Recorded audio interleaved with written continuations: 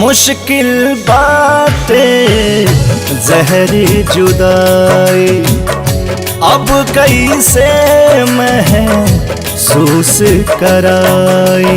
दिल में प्यार के आस जगा के चल गई यूं दर्द बढ़ा के। उनके वियोग में दिलवा दिन रात रोता है तोता तोता, दर्द बड़ा होता। तोता तोता दर्द बड़ा होता।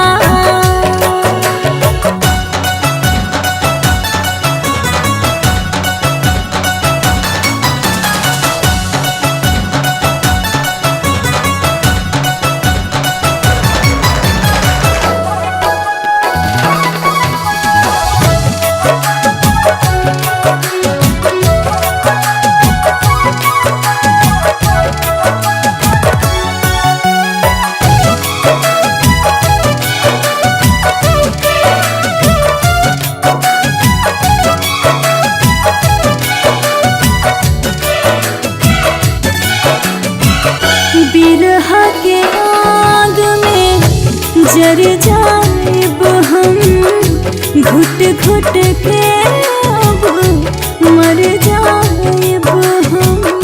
जब से हमके रोग लागल, मन से चैन दूर भागल।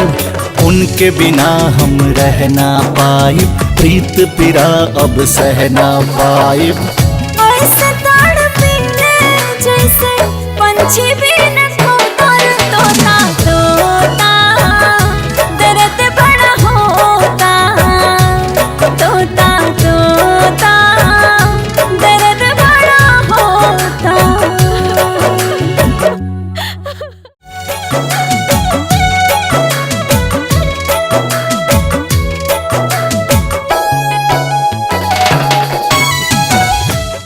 Click on the bell icon to get regular updates from Venus. For more entertainment, log on and subscribe to www.youtube.com/VenusBhojpuri.